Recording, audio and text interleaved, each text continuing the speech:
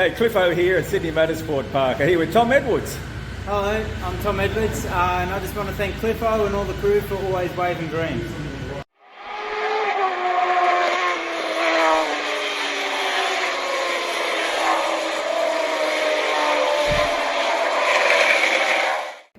I'm Cliffo and welcome to Waving Green. In this episode, I'm going to go into a little bit more detail about the track role of road racing volunteering. The track role assists riders and race control to what's going on within any particular site around a track if an incident occurs. There's many reasons why something might occur that affects other rider safety, and as in combination with flag posts, provide information to oncoming riders and to race control as to circumstances on the ground. In my first video, I had some examples from Foxtel from the 2022 Triple Crown event in Darwin. In Q1, Max Stauffer went down, and we'll use it as an example of what we might have done better, and also explain some of the questions like, why aren't they wearing orange? Let's get into it. Track marshalling is only one of the roles required to conduct racing safely pretty much anywhere in the world. These key positions are executive roles with responsibilities for conduct of the event in a safe and efficient manner. Following on from that, we then have the operational officials, including these that you can see here. Track marshals, in conjunction with the flag marshal team, are positioned around the track at particular vulnerability and visibility points so we can communicate with the riders on track using flags and other signals, and we can assist riders who may be in some difficulty when an incident occurs. We communicate back to race control as to what's happening, as to whether racing can safely remain to be conducted, or whether the race director needs to consider red flagging the event. Other roles, depending on the size of the event, such as MotoGP and World Superbikes, are these. They provide a higher level of supervision, such as through the sector leader or the sector chief, fire marshals, and other officials such as medical, who provide a higher level of safety for these high energy events. The roles and responsibilities of all participants in any racing event are detailed out in detailed information provided through the motorcycling authority in the territory that the racing is being conducted. This includes for the competitors and the racing teams, including engineering specifications and the safety requirements for the machinery to go on track, which will be checked by the scrutineers. The roles and responsibilities of the key officials down to the operational officials are detailed in a separate manual which identifies the safe and conduct of the actual event itself. When it comes to an individual event, the race secretary will have produced documentation naming the key officials and identifying all the aspects that are required so everybody knows exactly what's going to happen for the conduct of any particular race event or weekend. While track marshalling may well be an introductory role to volunteering within road racing, there are important aspects to consider in the preparation and conduct of any trackside activity.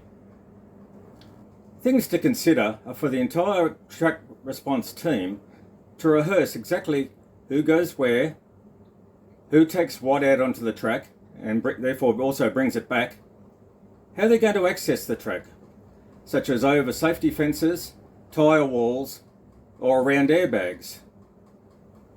There's also a consideration of once they're on track, where they're going to go afterwards, particularly if they have to push a motorcycle further away from the track to a safe location so that racing can continue without interruption.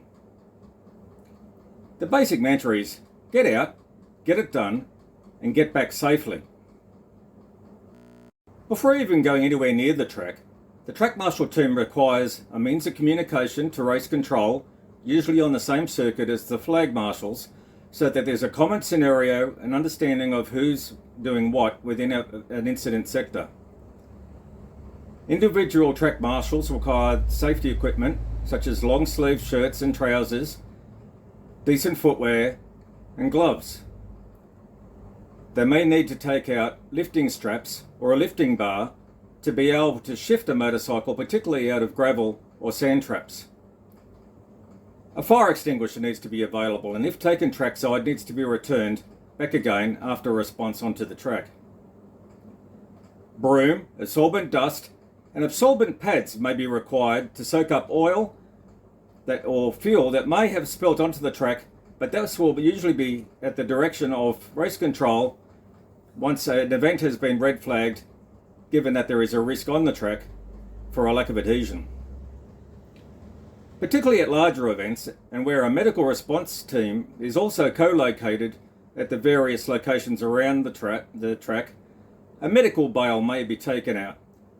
This being a large foam bale which indicates a medical team is in location and provides a modicum of protection from anything else that might come off the track.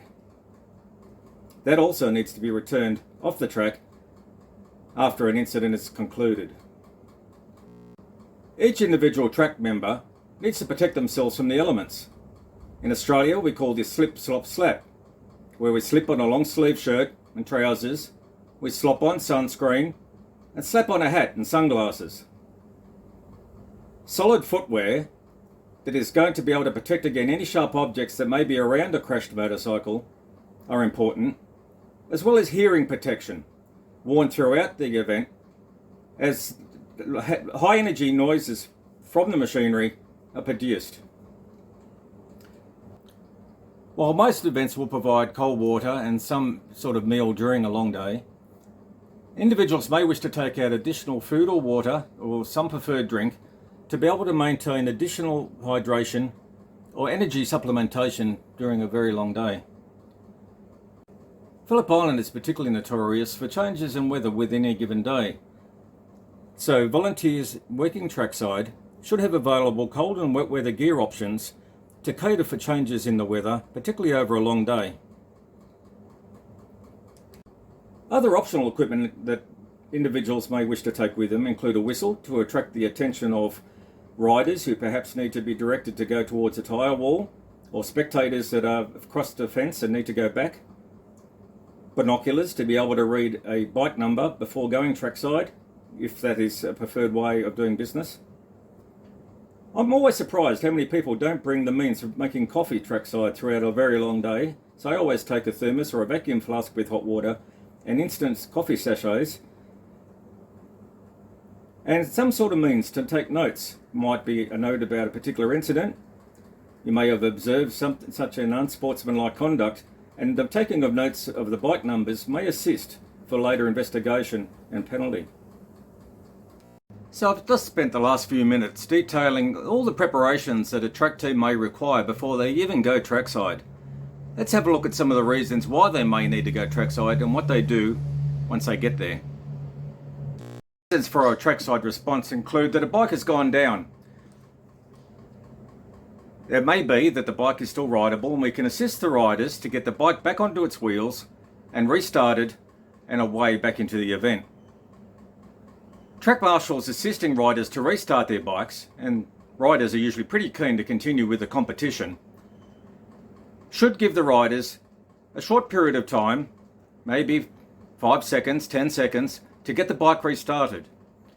It's possible that in the fall the bike has either been flooded or it has suffered a mechanical injury so that the bike won't restart, in which case the track team shouldn't waste any more time, should direct the rider to assist if able, or if otherwise injured, to get off to the tyre wall and to get the bike away from the track and into a safe location so that racing can continue without interruption.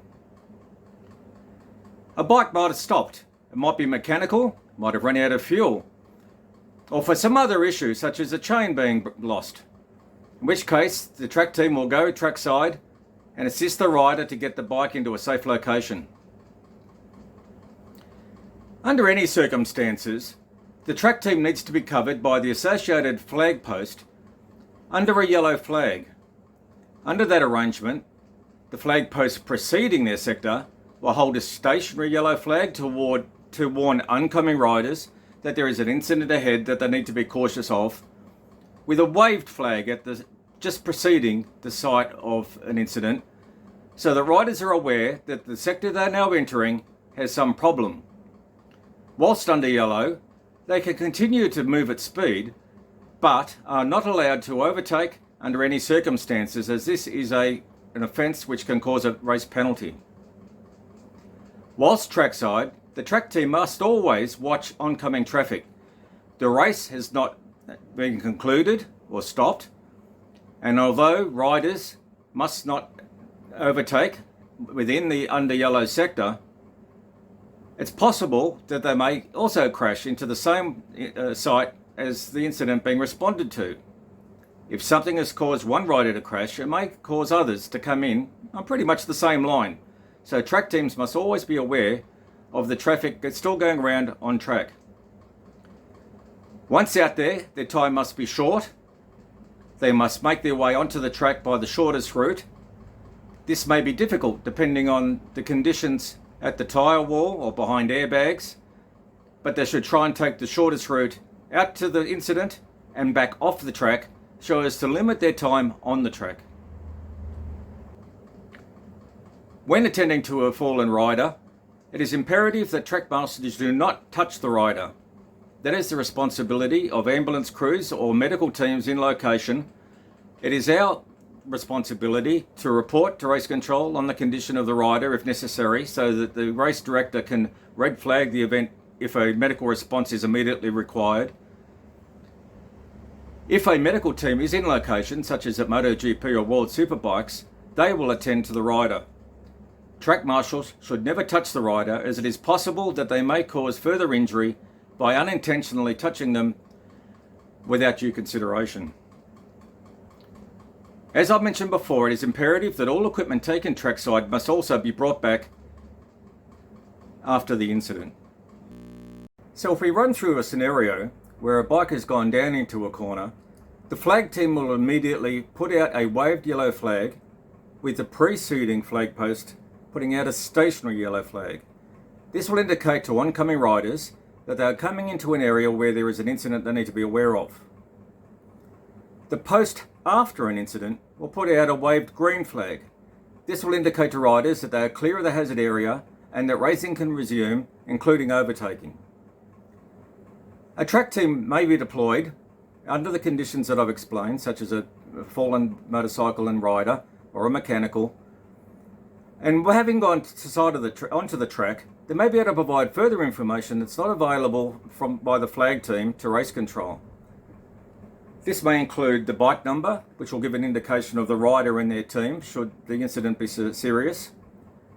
The condition of the rider, which may indicate whether or not the rider is intending to try and restart the motorcycle and resume racing, or indeed has some sort of injury and may be moving towards the tyre wall independently, or may require medical assistance. The condition of the bike, particularly whether it's clean or dirty. This requires a quick inspection of the belly pan to see whether there is oil or other fluids which may become a hazard if the bike was to resume circulating onto the track. It may also indicate indeed that it was the course of an incident where oil may have gone onto the back tyre and causing the bike to crash in the first place. Race control always need updates as to what is happening at frequent intervals. They may not have CCTV, or even if they do, additional information passed from the track team over the radio to race control will give them a good idea of how long the track team may be required to be trackside to clear the incident. When everyone is safe, the track team, the rider and the bike are all in safe locations. Race control need to know that. The yellow flag will be withdrawn by the flag posts. The green will be maintained for any riders that have seen a yellow. That means that the green will stay out perhaps for up to 20 or 30 seconds, so that any riders that may have seen a yellow from a distance get the chance to indicate that racing can continue, and the incident will be concluded. A written report may be required in some incidences, though this is usually conducted by the flag team. Okay, so we've covered an awful lot of theory right there. So let's use the scenario of Max Stauffer going down in Q1 in 2022 in Darwin to see how the three-person track team went in terms of the principles that were just outlined in the previous slides. So as a reminder, the setting is Hidden Valley in Darwin in Australia. We were located at turn 6. The flag post, as per all flag posts, is positioned just before the corner that it's responsible for. This is so that any crashes or incidences that happen within a corner can be reported by the flag post to the riders by the use of a waved yellow flag before they enter the area of hazard. Therefore, the flag post is positioned back from the corner with a good oversight of the area, responsible all the way through to corner 7, but back so that any bikes coming around the right hand turn at corner 5 will be able to spot the yellow flag and see that there is an incident ahead. As I've described, flag post 6 will have a waved yellow flag, whereas flag post 5 will have a stationary yellow flag. So the oncoming riders will have a graduated hazard level as they come into 5, then in 6. In this scenario, flag 7 will have a green flag out so the bikes can resume racing. The track team is located deep into the corner, away from the flag post, with ready access to the gravel pit and over the tyre wall. Ideally, we would have been around about where the T is in the track post title at the top. But the ground behind the fence line there was broken and limited. So the position off to one side, where bikes that overrun the corner would be easily accessible, was fine. But any bikes that crashed, as Max Stauffer did, a little bit around the corner and off to the left-hand side, meant that we would have had to cross across open ground to get to any incidences, and indeed that's what we had to do. But as you'll see in the video upcoming, watch where the track marshals go after Max gets his bike started again and resumes racing. I haven't seen him get much higher than 13th on the grid for bike 13, so getting him into the front 2 rows would be a good start. West? Oh, 100%. And, he's a fighter. He definitely doesn't give up. He's going to give it his all. This is his best spot since he's been back in the fray. He's been doing world endurance racing as well, so he's bike fit now. He's sharp, and you can just see the bike moving around there. Oh, we've got a faller there. And this will be Max Stauffer. A little bit of damage to this bike. He's picked it back up. Yeah, it looks like he's bent the handlebar down too, so the only thing he can do if he can is get that back to the pits, but is he in the top 12? He is in the top 12, so it's pretty important for him to get back to the pits if he can and get back out. At least get that bike prepared, because if he stays where he is at the moment, that'll put him through to qualifying run, and he'll be pretty happy with that, because I mean it's probably one of the first times that he's been able to do that. So really important that he can get back to the pits now and get that bike prepared. Scout Jamie set the race lap record here in 2013. That was ultimately beaten. So how did we do?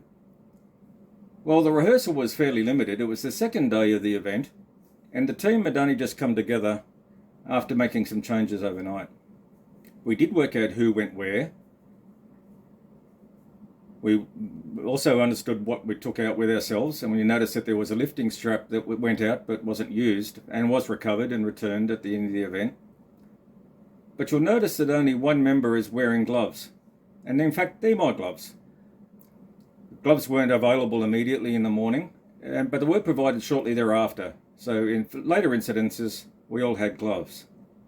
We all knew where to go on the bike, and you'll notice that we had a radio and that oversight of oncoming traffic was maintained whilst the two young fellas got on with getting the bike upright. We got out and got it done, and we got it back safely. But issues such as long sleeves, which weren't provided by the sponsored shirts that are required by the race sponsors, could have done better there. But overall, it wasn't too bad. I enjoyed this video as much as I enjoyed making it.